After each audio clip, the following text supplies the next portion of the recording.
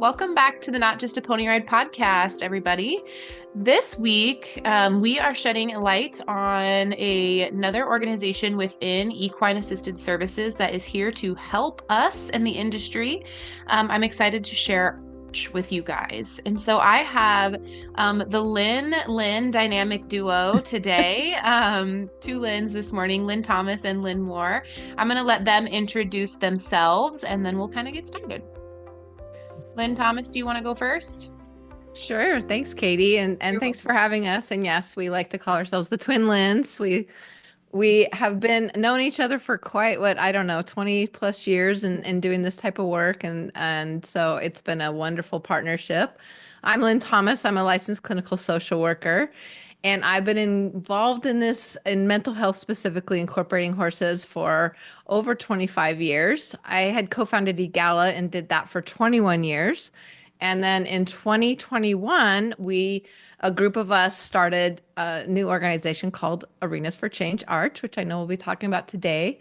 And I also co-founded a nonprofit advocacy organization called Horses for Mental Health, which is not about training, but it is designed to amplify awareness of the impact horses have in these types of services and get it out in a bigger way and work collaboratively in the industry.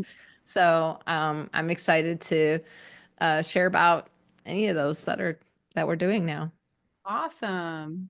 Lynn Moore? And yes, I'm Lynn Moore, and I thank you too, Katie, for having us on this podcast. I'm a little nervous because when Lynn and I get started, the twin Lyns get going. You never know where it's going to go. So hopefully your listeners will enjoy whatever our conversation leads us to with you, Katie. Looking forward to it.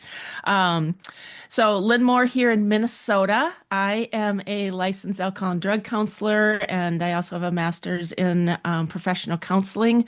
And I'm an equine specialist or professional as well. Um, we run a program here, founded it 23 years ago, so I can't believe it's Wow. been that long, called Acres for Life Therapy and Wellness Center. And we do mental health incorporating horses, nature, and other animals. And I have a team of volunteers and a team of amazing therapists and practitioners and ESs, equine specialists that help me deliver. I think this year we're going to hit close to 3,400 sessions this year alone. So we're Wow. excited. Congratulations. That's Thank you. amazing. Yeah, it's Thank you. great work you're doing out there. Thank you. Okay. So I'm excited to learn more about the model and kind of what Arch means to you guys. I know that Lynn Moore's kind of the boots on the ground there in Minnesota. And Lynn Thomas, if you want to tell us a little bit more about Arch and kind of how it was created and what your goal was, I guess, with Arch, when you first started all of this. Yeah, it was an amazing opportunity. So, being involved in training facilitators for a lot of years, in 2021, a group of us sat down and we're like, okay, what have we learned over all these years? What do we enjoy? What are our pain points? What brings us joy? And also what helps us really learn and grow, create, feel inspired?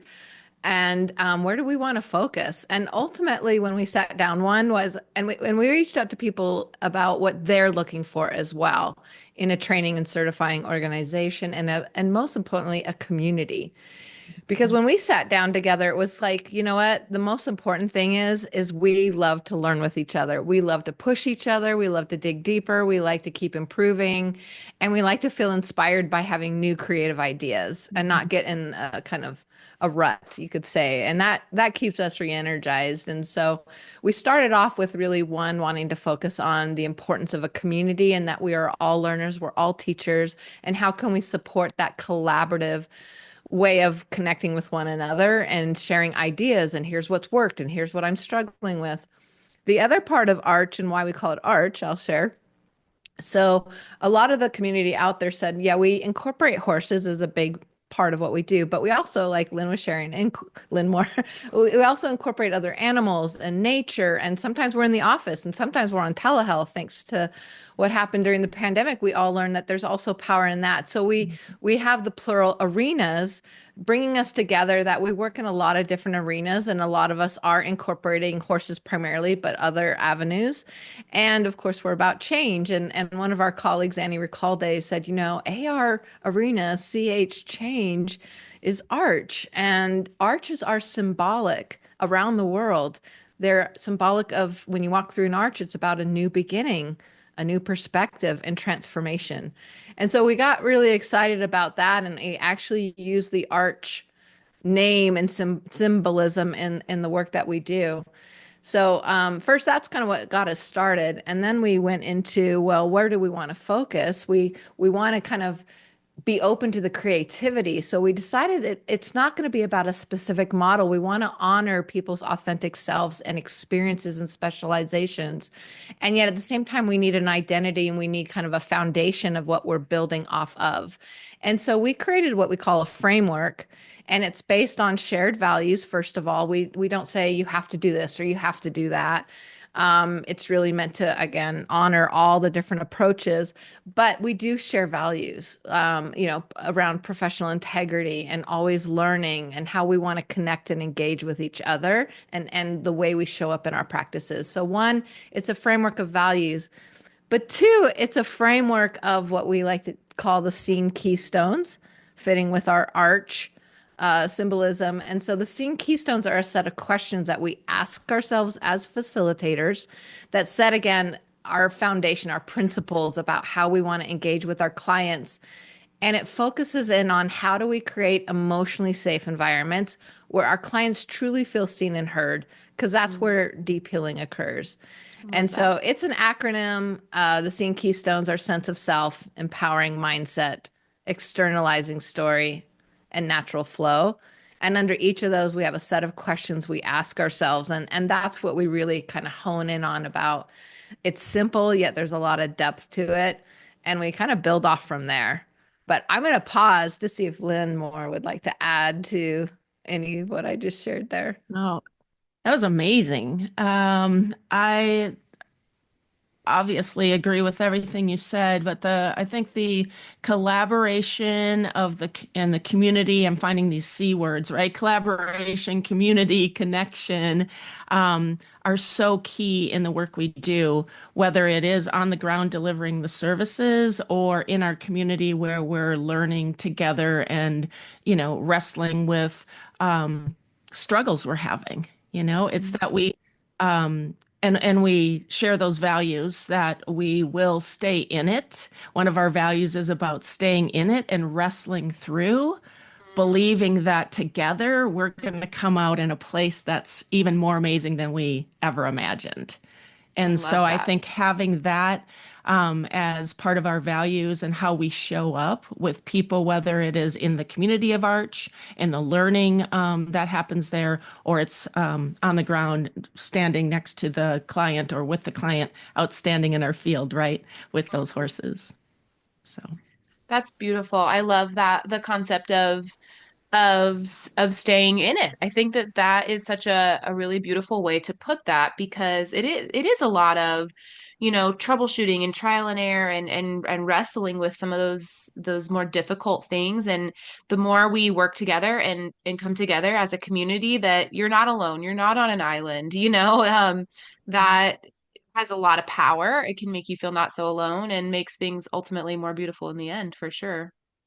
One thing that just popped into my head too is in our community, and I hear it with our clients too. They'll put the word, "Well, I'm just this, I'm Mm. just that," and really, I think we strive to just value the human that we are. Not that we're just a coach or we're just a therapist or I'm just a mom. I'm just stuck in this situation and I can't get through it. Let's remove the just and really just embrace it being with. And yeah. Yeah, and what you have to offer and how beautiful that is. I love that. So is Arch, I am I just have to tell you guys, I'm kind of obsessed with this thought process of accepting people how they are and how they want to conduct their sessions and their authenticity as a practitioner, and then just kind of fostering that and providing that kind of framework for them. I love that. So does Arch offer any kind of certification? What kind of a organization would you say that Arch is? It's a membership organization, right? Because I hear community. I hope I'm not wrong in that. Can you explain some of the other things that Arch has to offer? Yeah, I can start off with that. And yes, first, it is an association, so it is a membership community. And the second is we do provide training and certification. And that was what was so fun about this is putting together something that created a really nice frame, you could say, that we all show up authentically as ourselves and bring our specializations in. And so we also wanted it to be very accessible. I feel like we've learned a lot through these years now about the power of what you can get through online learning and how that can actually enhance in-person experiences as well. So we provide both online and in person. And the accessibility is we also wanted it to be affordable for practitioners. And I think there is a lot of wonderful trainings going on out there now, and we wanted to be more in a collaborative mindset with those other organizations and trainings so that you can do, Heart Institute or Natural Evolution or all these different ones that are out there, Path and so forth. You learn something from all of them. So we created a membership subscription model so people can come a month at a time if they want and take our online courses. The online courses are really good. They also include videos of actual sessions you get to watch with us debriefing what we experienced as facilitators. And, from doing a lot of in-person trainings over the years, the number one thing we would hear is, we want to watch you guys do it. We want to better understand. We want to see other people do it. Mm-hmm. And now you can come in and join our community, have access to all these wonderful videos, watch us do ideas. Again, there's not one way to do it, but we do share our thought process because what's most important is the thought process we go through in deciding whatever intervention we're doing. Just jump in there, Yeah, Lynn, go ahead. right? Those being able to watch someone and not just, I think when people are in a training, they're thinking, oh, I may be fearful to do it on my own when I get back home, because what if I don't do it just like, just Right. right? It's Right. not And so right. what I love about our trainings and these videos of live sessions, right, is that you get to see us struggle too, right? We're human. Yes, we've been, maybe have these years of experience, but we struggle, and being in the moment, and what, and our own SOS, which is the sense of self, of the framework, the SEAM keystones of all these sort of getting in our head, and am I taking over the session, and who's authoring it, and just those SEAM keystones and the questions can help us come out of that. But people can see, right, that we're authentic and that it's okay to try it and get and practice it and kind of not failing, right? We learn in when we mess up. And so we all get better together by trying different things. Yeah, that's that whole piece where I struggle with that sometimes. So I'm the lead therapist at Hetra, and when I train my staff and things like that, is there's so much that happens in our heads as practitioners that we just sort of we use our intuition, we use our previous life experiences to kind of make those decisions on the fly.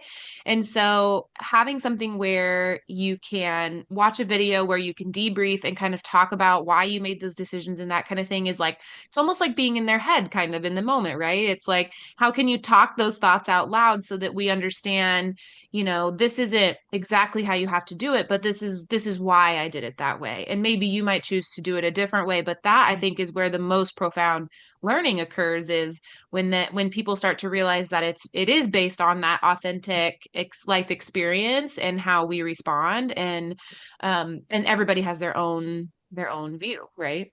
Mhm. Yeah. Yeah. Yeah, absolutely. And that's where, as far as our certification, again, we put that in place because people want to have that. It's optional though. So people can come and learn as it works for them. We have teams, we have organizational memberships that we also created so you can join individually. Organizations can join as a whole organization and all of their team members can then access. And we really wanted again to support your larger like Hetra Yeah. organizations to be able to access the learning for their staff and their team members. So but the certification adds another neat element to what we're doing in Arch. One, it provides a structured learning pathway that people can go through and say, well, start here, start here. Again, there's a lot of flexibility in that. The other part of it, though, is once you become certified, you actually become part of a member, a community of practice. And in our community of practice, we do calls with each other where we discuss case experiences, we do peer mentoring, and we do virtual sessions on each other to practice our skill sets. So it's a really neat added benefit to being Yeah. certified is that we have this really active, engaged community. And because we honor each other's experiences, we're all learners, we're all teachers. We Mhm. each take turns leading each of those calls, right? I'm going to Mhm. present my case this time, or I would like to discuss this topic or practice this idea. So we have that as I guess we wanted it to a certification to be more than a piece of paper that shares training and experience. We wanted it to be an actively engaged community. Yeah. Ooh, I love that. So it's a kind of a double whammy. You can either join Arch like kind of for the community education sort of kind of like the membership sort of piece of things, but you can also, pursue the certification, and that's an optional piece of the puzzle too, right? Right. Yeah. We again, Yeah. we wanted it to be a fit for where people are at and Yeah. meet your needs, kind of thing. Yeah, without the certification too. I mean, certification is awesome. And Lynn, I hope you're going to talk about the in-person part of that as well and our the virtual scene through story. Um, and I think it also the membership has so much support there too. If, certification, I'm not sure yet. It has research that's available for this industry. You can watch any of the community calls and just, learn and be inspired by that, new ideas. We just were on a call yesterday on our community call, and everybody's writing down, oh my gosh, peppermints with ponies. Love it. We're all learning about a program somebody shared, we're like, I want to do that. So anyway, there's so much on with that comes with the membership, and it's Yeah. so reasonably priced. Cool. Yeah. I was going to say, so part of our exploration and what can we do to keep improving ourselves as facilitators and how can we create emotionally safe environments led us down the path of one of our seeing keystones, which is externalizing story. So I wanted to just mention what Lynn was talking about there. So another kind of highlight, I guess, our identity of Arch is that we did go down the path of working through a story mindset.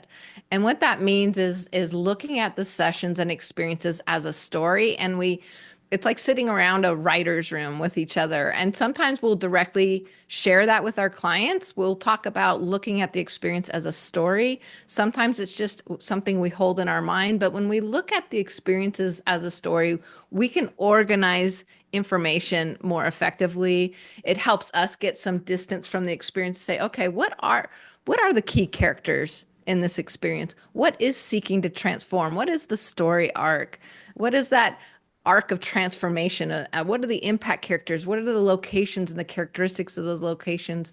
And we use a lot of these tools around story and storytelling that has we have discovered to be really effective as a facilitator and support our clients and our experience now to go deeper faster. So again, at their pace, but it's still, I feel like we can do things as facilitators that help support the process, that helps the process be more effective for our clients. So I don't know if there's any more you want to share about that, Lynn, but we love our focus on our story framework too, as well. Again, it's not like you have to do something a certain way, but it Yeah. is a mindset that we can hold that seems to really help us as facilitators.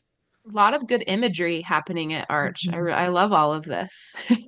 Yeah, I was just thinking of a quick, think about how it helps this story mindset, and we end up like Lynn said, sometimes we share it directly with the client, sometimes we don't around characters, locations, but I'm listening to what my client's sharing with me through this story lens. Mm. So I'm a visual learner, so it's maybe a little, I don't know, it comes to me like, but I can see the story coming to life, right? And as I'm listening, even in like the intake or when I first meet a client as they're talking or debriefing a session in our what we call our writer's room, I'm listening for characters, locations, timelines, and other themes that might become important in this Yeah. story, right? And I had a client come to me that was just diagnosed with, well, they were wondering if it was cancer, and she was going into surgery, and she had a lot of things in her childhood that she had faced, but she hadn't really shared all that. She just said, I'd like to come out. I think some time with horses would be helpful. So she came out, and then our first we had a 2.5 hour. We just did like a special little mini retreat for her. And she came out, and as we were checking in, she's just, sharing her story a little bit, just sharing with me where she was finding herself right now. And I'm thinking of all these things, and it just got to be so many characters, locations, things like in my head. I'm like, would it be okay if I just write down on this flip chart while you're talking? Right. Yeah. And I started and I write it in kind of those quadrants, characters, locations, timelines, and other things. And we went through 3 flip charts, right, of all this stuff, and we just stepped back. And she said, wow, it's a lot, It's a lot. right? Yeah. And that idea of it's a lot helped us to then step into where else has a lot been in your life. And then she went back into where she really needed to go, being in some childhood things of where she had felt a lot and been told she was a lot in positive ways and in negative ways. And then she said, I feel like I'm on the edge of something. And so Mhm. that was our link then. That was a location. We went actually out to the horses then, and where is the edge? And we found that in a physical space. And then she went into that next step, what was on the other side of the edge, where things are a lot. And she It's found beautiful. the horses surrounded her, they embraced her. And after that 2.5 hours, she said, I felt seen and heard Hmm. and able to go to this next step I need to. Wow, that's beautiful. Sometimes we just need to externalize some of those things, and I am also a visual learner, guilty, big charts and graphs gal. And sometimes just seeing that stuff on paper, in a very sequential way that all goes together can be so profound. Like you said, you just step back and you're like, wow, that's a lot. And looking at it through a lens of a story, I mean, you're like, wow, this story is really long and really complicated. And then I think we start to find that we can give ourselves some grace, because if I picked up this book and was reading it, my life, and I'd be like, wow, this is a lot for this character. And it's like, yeah, it is. And how do we process that and move forward? So that's really cool. I I love do feel that it supports clients in giving grace to themselves, like you were kind that. of sharing there. Mhm. We talk about our experiences at different levels of distances, emotional distances. So we're all the main characters in our stories. And so we're in it, we're feeling it, we're experiencing it. But then we can take a step back and view it as a viewer or a reader. And you get a new perspective from that. And then you take a further step back as an author, and that gives a whole nother perspective. And so we play around with those distances with our clients in these types of sessions with the story lens, because when you do take a step, there's a timing to take a step back, right? Sometimes we're so in it and we need to be in it. We need to be feeling it. But when we take those steps back, it does give that kind of the clients a new perspective, that where they do start honoring the different experiences, and like, wow, this is a really challenging story, but now it doesn't seem impossible anymore, or it doesn't Mhm. seem hopeless anymore, because there's these impact characters, or these a location can change, or something can Mhm. shift in the story, and I'm in the middle of a major crazy part, a Mhm. suspenseful part or a tragic Yeah. part. And when you look at it that way, it just seems to, I don't know, the word that it's coming to me is just give ourselves a lot of grace. Yeah. Mhm. I love that.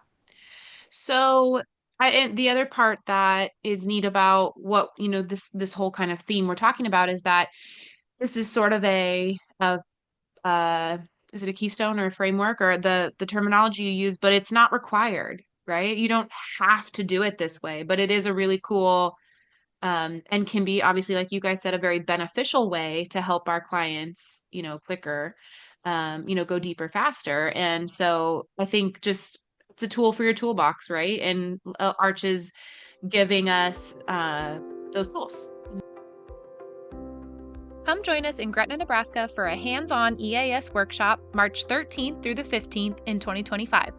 As the EAS industry continues to expand and diversify, it is of utmost importance to keep the needs of our equine partners a priority. At our workshop, get a comprehensive look at all the aspects of successful equine welfare, including appropriate equine selection, proper training, conditioning, and integration into programming, learn how to do practical saddle fit for EAS, set weight limits for your horses, and so much more.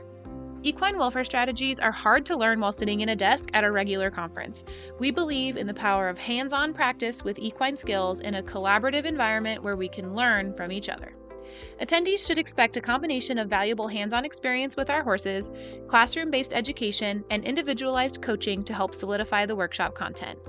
Get the entire 2.5 days of content for just $125 with our early bird registration discount available till January 1st. Discounts are available for audit-only positions as well as scholarship opportunities. If you're a member of our exclusive club at Patreon, make sure to use your additional $25 discount code. To register and get all the details, head over to hetrauniversity.org or click the link in the show notes below. We hope to see you in Gretna this March. I love what you're saying, Katie, about the tool in the toolbox and going deeper and faster. I've been doing this for a while, as I mentioned, and I have noticed in the last, since we brought in this idea of story and story lens, my clients going much deeper, much faster, and learning about the framework themselves. So then I'll teach them about, what I'm listening for, or, the idea of character, or the idea of when do I need to be deep in it, feeling it as the main character in my story, or sometimes not the main character, someone else is the main character in their story, which is really amazing to have them actually see and experience and feel and be like, wait a minute, I want to be the author of my story and the main character. I'm allowing fear to be, or whatever that is. But teaching them about stepping back a little bit and viewing and watching, that's so powerful. And then this idea of a writer's room where we step even further back and we'll process this and I go ahead and teach them a lot of times about how do we view this in story, and then they can use that outside of the sessions with us, interactions in everyday life. And I'm finding that the clients are seeing such benefit of that. And then where we started our conversation about, being in it and being with them. So they really feel that connection of we are in it with them. We're not authoring it. It is their life. It would be disrespectful to author their story. It is supporting them in the story. And really supporting, meaning, getting in the dirty, staying in the dark with them when it's scary. So For sure. So, Lynn, do you use this framework in your practice, Arch? You have other practitioners that work within your organization. Does everybody kind of subscribe? I don't want to say subscribe, but does everybody kind of use this model, or how do you mentor the other therapists or practitioners in your practice to kind of think about using the model?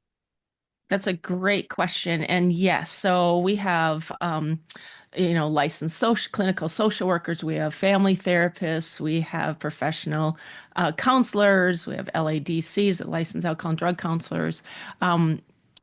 And so, yes, we use the framework of SEEN framework and the ARCH certification. So seeing it through that story lens. And what that means is that when we bring in all of our other, if we have therapeutic modalities, motivational interviewing, DBT, ACT, all those different things, we can bring it through the lens of story.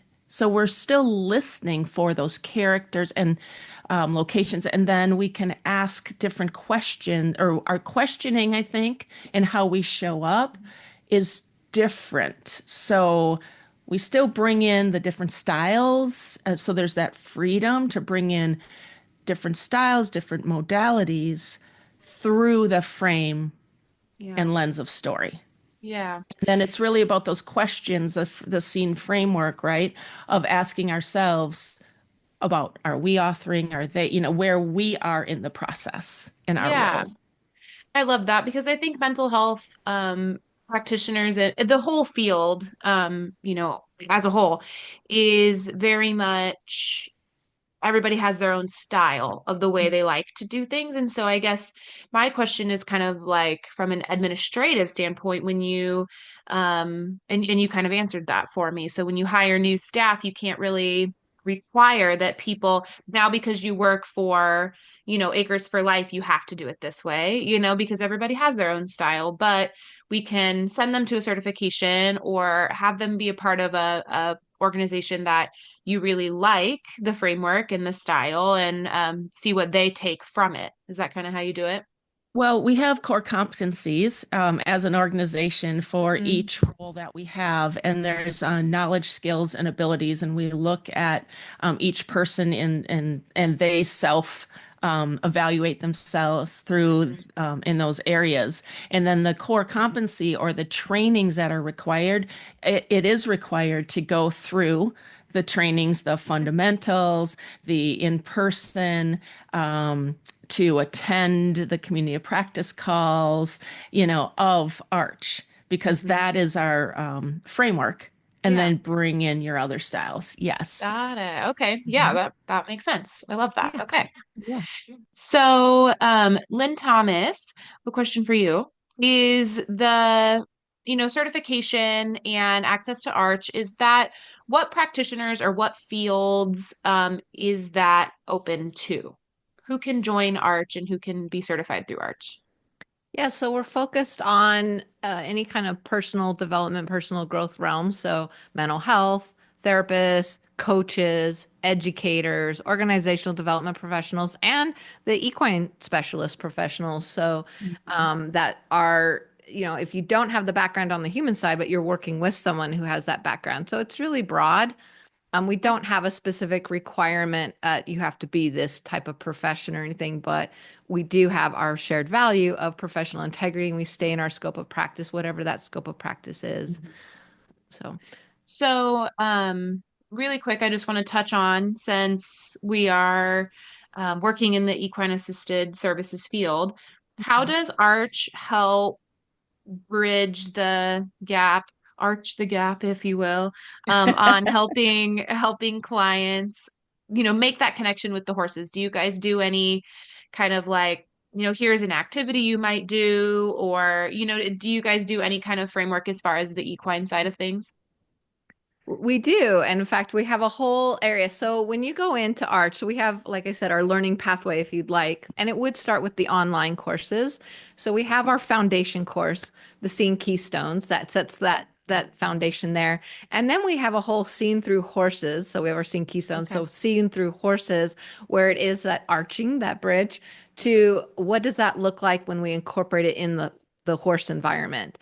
We actually have a course called the Herd Keystone. So we have the Scene and Herd Keystones. The Herd Keystones are specific to bringing the horses in, and those are questions we ask ourselves when we're incorporating the horses. So H is holding space. E is experiential, R is resonance, and D is dynamics. And we have a set of questions under each of those. And like I said, we specifically developed it as questions because we don't want to give the answers. We want to give the thought process. We want to share about why are you doing what you're doing, kind of thing. What is the thought process you've gone through? And are you considering some of these other subtle areas? And that's all we're doing with it. But Are there some ideas? Yeah, that's where our community is coming in about, hey, we tried this or we did this to help the story unfold in the process and it worked really well. So you'll get, like I said, you get to watch actual sessions. So you'll see different ideas there. Our community calls, people are sharing different interventions and ideas they've used. And then you get this foundation. I want to share too because I've mentioned the online and Lynn mentioned okay, and we do have other trainings as well. So we have our Scene Through Story workshop, which is also online, but it's live interactive. It's It's so two fun. Oh my days. gosh, so fun. It's 2 days, 6 hours each day. And we didn't even know if that would work, if people could like, oh my gosh, 6 hours in front of a screen. But it's really experiential. It's interactive. You get to create your own personal growth stories using some specific tools. And like you said, Katie, it's gonna add tools to your toolbox that are probably gonna give a lot of new ideas. And so you get to create your personal growth story in that workshop, and then you go into small groups and actually facilitate each other's personal growth stories. And so that's not necessarily specific to the equine environment, but it all applies. And we'll tell stories about how we've applied it. And then we do have in-person experiences. So we have a 2-day Scene Through Horses workshop where, again, the idea is in those 2 days, we will practice applying what you learned in the online courses in an equine environment, what that can look like and different ideas there. And so it's very hands-on, very experiential. We also have our Arch Gathering, which are 3 days, and I like to call that an experiential conference. So the idea is it's members sharing different topics like you'd experience at a conference, but it's done in a way that there's not PowerPoints. The idea is you're sharing a topic, and then we actually, again, we hands-on experience what they're talking about. So most of that takes place in the equine environment. We just figure if we're in person together, we want to get in the dirt and actually experience it, not just hear it, because we can talk and learn about it through PowerPoints and different things through the online environment. So our gatherings are another great place of sharing ideas and also experiencing those ideas, and usually in the environment with horses. I love how you framed that because we've Hetra has just started and Hetra University doing online or excuse me, in-person conferences, and we've decided to call them workshops because it's kind of the same thing. It's like we can do a webinar like this all day, but like when we get together, we want to be like in the arena with our hands on the horses doing the stuff, not sitting in a classroom. So that's profound. I'm glad you guys are doing We've that. heard about the gathering. Just our feedback has been phenomenal, and it's just Yeah. so inspiring. People say it's so inspiring. I feel so filled up after, after these 3 days that I just like bubbling over with Yes. joy and e- energy to take this back. And that is such a great compliment. Our next one here, we have one in June here at our place, Acres in Minnesota. Yeah. So maybe you're not that far from us, right? Nebraska's not very No. far. Well, That's very great. good. Okay, well, I have a couple of questions global for you guys. I know we kind of talked about like the struggle and some of the stuff I think that as mental health services grow within equine assisted services and some of these alternative forms of treatment, what do you feel like is the biggest challenge right now for mental health practitioners in this space, right? In this arena right now? Is Arch trying to answer any of those questions for our practitioners? Oh, I, Lynn's raising her hand. I'm All raising Go my right. first, hand. Lynn. What what comes to mind is a burnout and Mm. self-care. Um, and I because there's so much, the need is growing Oh, so quickly, right? it's And there's not incredible. enough time in the day. I mean, we all want to help. We have the heart to help, right? And in organizations like ours, we're also have the taking care of the horses and, the added things. So we start early, we go late, we're seeing clients, we're wanting to do more. And what usually gets, forgotten is the taking care of ourselves. And so I think finding that self-care, and I feel like Arch really, this every 2 weeks when we come to the community calls, people are like, I see it in their face, like they exhale, they Hmm. breathe deeper, they land for an hour. I'm not alone. I get inspired again. I can ask questions. I can just be with people that are like-minded, Hmm. and then I can go back for a little bit. And I think all of what Arch, one of our values is that whole, well, community, right? And to just be there to support. And nobody's the expert. We're all learning together, and we need that as practitioners. Yeah, I love that. That that is, I think, equine assisted services wide. Most of us work in nonprofits. Most of us are empathy, empathy number one, kind of just give, give, give. And it's really hard to set a boundary and kind of set some time for yourself and check yourself, I think sometimes for sure. Mhm. Yeah. Yeah, 100%, Lynn, right on with the burnout. And that's one of the reasons that we are doing the community we're doing, is just exactly that, to keep inspiring ourselves and reminding ourselves. I know we get reminded because we see amazing, miraculous changes in our clients. I would say the other challenge is just the logistics of doing the work. That's always been a challenge. I think Mhm. it continues to be a challenge. I mean, being able to incorporate horses and that whole environment, it's a lot more costs and it's a lot more time and a lot more to it than sitting in an office or doing telehealth.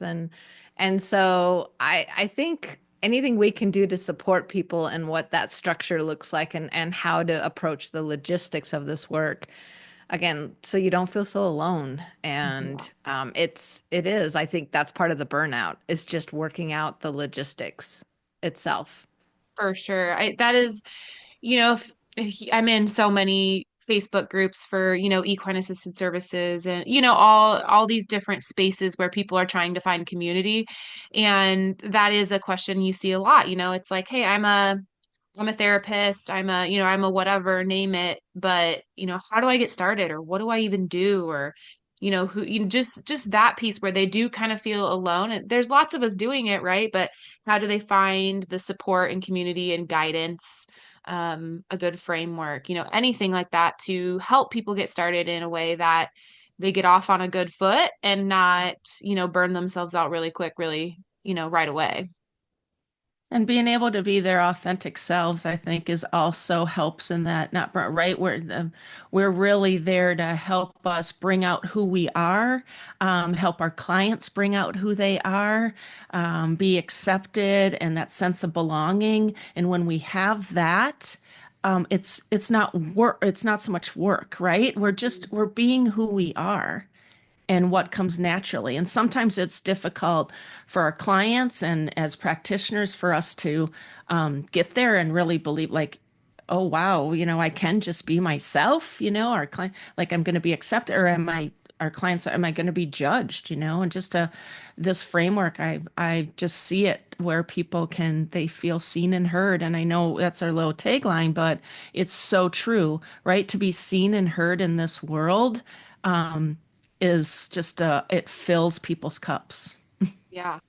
And not only the clients you're working with, right, but also the practitioners. Right. You guys, you feel seen and heard to be a part of the community too, not just the way you frame it for your clients. So I think, like you're saying there, Lynn, too, the flexibility of what we're doing in Arch, having come from what was a more specific model prior and now to this more free, flexible. In some ways, some people want that very kind of like, yeah. I want step one, step two, step three. So we maybe aren't the right fit for that, but we are more for people who like that flexibility, creativity, new ideas, that type of thing. So we honored that we've learned a lot over these years, and each of us have, and that sometimes the horses also get burned out, for instance, and we need new Yeah. ideas. I just was talking with another path organization, and they were very interested in Arch as well, because we do support the whole environment, the nature side, that we can combine and do telehealth, telesessions can also be really effectively combined to give all these different options, both for the clients, for the costs, for the horses and their burnout as well, and for our burnout. So we wanted to create something that kind of embraces all of that and all those possibilities. And I know we've had members share some wonderful ways that they're incorporating the environment and nature and virtual sessions in combination really effectively. That has Yeah. benefited everybody involved. And so I think that's the way of the future too, that we need to kind of embrace the different ideas and the possibilities to take care of one another, our team members, ourselves, and our horses. Right. And if the pandemic taught us anything, it was that flexibility piece, right? And being able to think outside the box when we need to. And you know, virtual sessions were born and all of this stuff that we did to get creative and yeah, so it's yeah, thinking outside the box and what Arch is doing to help support people in whatever way they feel most authentic, I think is really cool. Yeah, I'm just thinking about our friends that we work with here that have therapeutic riding facilities like what Hetra is, yeah, or I know you have broader, but where you Yeah. started 35 years Yeah. ago, right? Um, and incorporating just that story framework in their work and how it's added that new spark and a new way to look at it. And also riding lessons.